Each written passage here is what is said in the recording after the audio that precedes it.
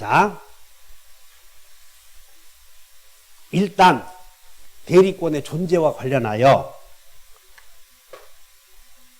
대리권을 주는 행위를 수권행위라고 하는데 수권행위 해석상 대리권의 범위가 명확한 경우도 있고 지금 여러분들 양가로 2번 봤더니 임의대리권의 범위 나오지? 지금 그건데 여기 봐.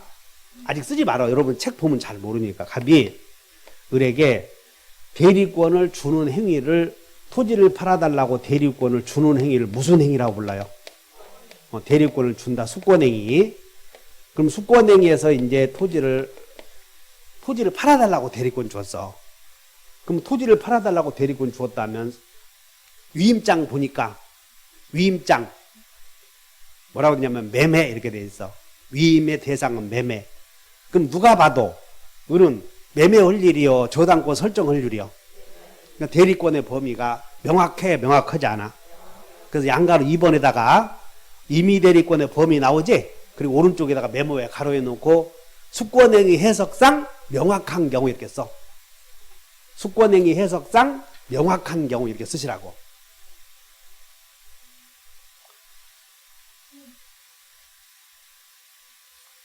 됐나? 그 다음에 87페이지에 양가로 3번에 대리권의 범위를 정하지 않는 경우 나오죠? 거기다가 메모해요. 거기다가 뭐라고 하냐면 수권행위 해석상 명확하지 않은 경우 이렇게 써봐. 거기 두 개가 있어 이렇게. 수권행위 해석상 명확한 경우와 또 하나는 명확하지 않은 경우 두 가지 있다는 거예요. 응?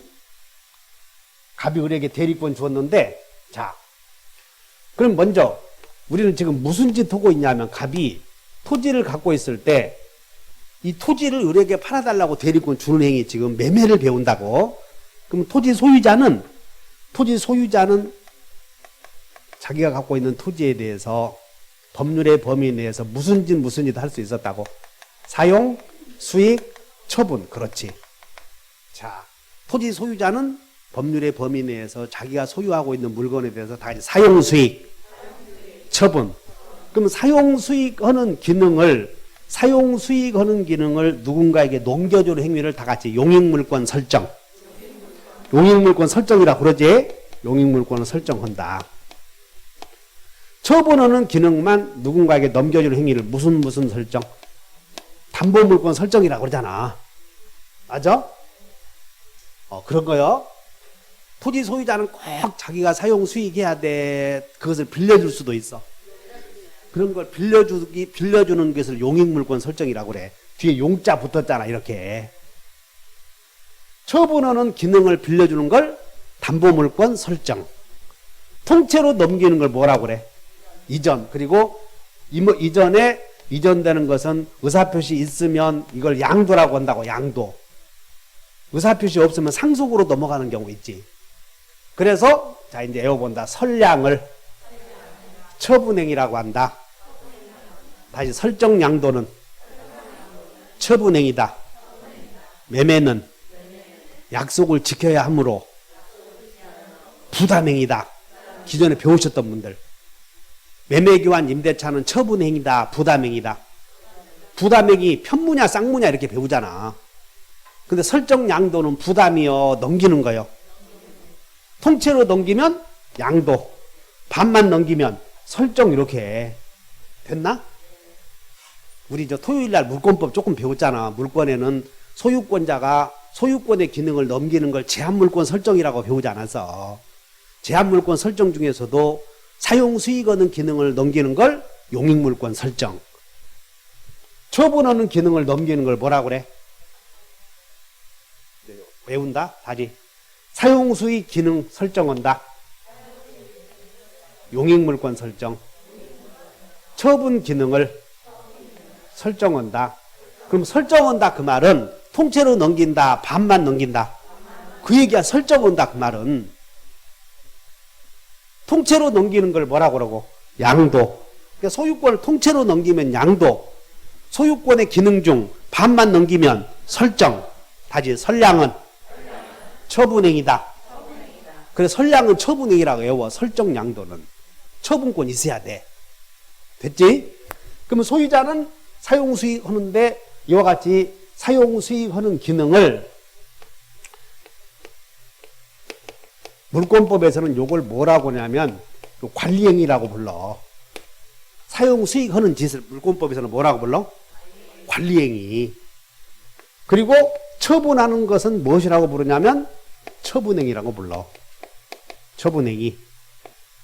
그러면 이제 소유자는 여러분들 자동차 갖고 계신 분들은 맨 타고만 댕겨 닦기도 해. 기름도 넣잖아. 그런 짓을 뭐라고 불렀어? 아니 맨 사용 수익만 해. 수선도 해. 그런 걸 보존행위라고 불러. 참 아무것도 모르는 사람 데려다 놓고 아무것도 모르는 사람 데려다 놓고 이제 가르쳐주면 이제 눈 좀 뜨면 비판하고 다니고 그러지 말아요. 다시 한번 보존행위. 그러니까 안 쓰는 것보다 그냥 한번 따라서 하고 말아보는 게 좋아. 다시 한번 소유자는 보관처 있다. 시작.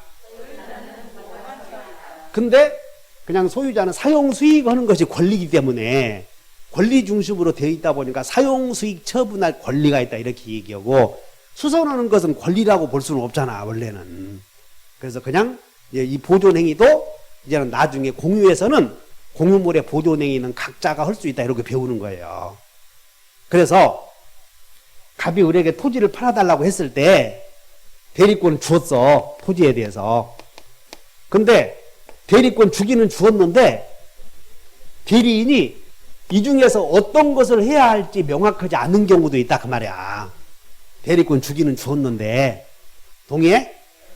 명확한 경우도 있고 그러면 토지를 팔아달라고 하면 처분행위 하면 돼. 임대해달라고 하면 임대하면 된다고. 그래서 따른다. 명확한 경우, 명확하지 않은 경우. 그러면 지금 우리는 부동산 갖고 공부하는 거니까 대리행위도 다른 거 생각하면 안 돼. 갑의 토지가 넘어가냐 안 넘어가냐 지금 이거 공부하는 거예요. 그러므로 백헌 강의가 일관성이 있어 없어? 매우 논리적이요. 일관성이 있고 오르는 적어도고 하는 게 아니라고. 지금 토지 하나만 갖고 지금 넘어가냐 안 넘어가냐 그거 하고 있어. 그래서 우리에게 토지를 팔아달라고 대리권 주기는 주었는데 이러면 이게 팔아야 할지 임대해야 될지 관리행위 대표적인 게 임대차거든. 그래서 이 계약서 내용을 분석해 보니까 대리권 준행위 수권행위 내용을 분석해 보니까 애매한 경우도 있다 이거야. 그러면 불분명하면 여기서 봐. 불분명하면 팔아먹으면 돼 안 돼? 그거 공부하는 거예요 그게. 그래서 87페이지 먼저 해결해 버려 얼른. 자 118조 대리권의 범위 나오죠? 한번 읽어본다. 권한을 시작. 거기다 밑줄 그어서 권한을 정하지 아니한 이 말은 뭔 얘기냐면 대리권의 범위가 불분명하다 그런 얘기야. 권한을 정하지 않은 대리인은 다음 각호의 행위만 할 수 있는데 1호가 무슨 행위요? 보존이 수선 침해 제거 이걸 보존행위라고 그래. 수선 침해 제거. 보존행위가 무슨 행위? 수선 침해 제거. 그러므로 대리권의 범위가 불분명한 대리인은 보존행위 할 수 있어 없어요? 있지. 수선 침해 제거. 둘째, 대리의 목적인 물건이나 권리의 성질을 변하지 않게 하는 범위 내에서 이용 계량행위 나오지? 이용 계량행위를 관리행위라고 불러. 관리행위, 이용 계량행위를. 그러면 이제 자 갑이 토지에 대해서 을에게 대리권 주기는 주었는데 수권행위의 내용을 분석해 보니까 무슨 짓을 해야 할지 애매해. 그러면 대리인은 보존행위 할 수 있음 없음? 관리행위는 있잖아 이런 게. 근데 관리행위는 무제한으로 할 수 있는 거요. 성질이 변하지 않게 하는 범위 내에서만. 그거 써놨잖아. 그래서 관리행위에는 이용행위와 계량행위가 있는데 계량행위는 그야말로 바꾸는 걸 계량행위라고 그래. 농지를 전으로 바꿔. 이런 걸 계량행위라고 한다고. 은행에 있는 예금을 인출해서 주식을 사는 것은 계량행위라고 그래. 이런 건 권리의 성질을 변하게 하지. 그러니까 여러분들 상식적으로 이해하면 돼. 자, 대리권의 범위가 불분명한 대리는 보존행위는 무제한으로 할 수 있고 관리행위도 할 수 있는데 관리행위 중에서는 무제한이요 제한된 범위 내에서. 그리고 관리행위에는 두 개 있다고 다 하지. 이용행위, 계량행위. 그러면 이제 수권행위 해석상 대리권의 범위가 불분명한 대리인은 보이게는 있어 없어? 이제 외워버린 것 따라 보이게 있다. 그것이 양가로 3번에다가 대리권의 범위를 정하지 않는 경우 나오지? 거기다가 메모해버려. 보이게 있다 이렇게. 저는 보이게가 뭐요? 저는 보이게가 뭐요? 그러면 이제 보이게 있다 해놓고 궁금하면 그거 성공한 거요. 근데 여기서 보존행위는 제한 없이 할 수 있지. 수선행위, 이용행위, 계량행위는 제한 없이 제한된 범위에서. 그러면 처분행위는 돼 안 돼? 그 여러분들이 이 처분까지 갖춰 알고 있어가지고 처분행위는 안 된다 하면 되는 거예요. 자, 여기까지 됐어? 그럼 시험이 자 대리권이 존재해야 되는데 지금 대리권이 존재하느냐와 관련하여 수권행위 해석상 범위가 명확한 경우도 있고 명확하지 않은 경우 두 경우가 있는데 여러분들이 개념을 정확하게 구별해야 돼. 책은 안 구별해놨잖아 이런 게. 그러니까 책을 보면 수험생 입장에서 봤을 때는 이해가 생겨, 오해가 생겨. 그 오해가 생기고 이 말이 뭔 얘기 잘 몰라. 그냥 책을 읽으면 부분만 알게 돼. 부분만. 그것이 그러다 보니까 큰 틀에서 문제되면 휙 한번 휘몰아치고 막 무너지고 그래. 자, 대리권의 범위가 명확한 경우가 시험 나오고서 명확하지 않은 경우가 나오고서 시험은 명확하지? 그래서 꼭 우리는 여러분들이 이상하게 공부를 해. 근데 시험은 명확한 경우가 나와. 이게. 왜냐하면 이거 쉬운 거거든. 보이게 있다 해버리면 되거든. 근데 명확한 경우 있지? 이게 명확하면 시킨 일만 하면 될 텐데 그런데 시험 여기서 되더라는 거야. 그래서 그게 양가로 2번에 왼쪽으로 되돌아와서 임의대리권의 범위 나오지? 그거 공부하는데 자 여기 봐.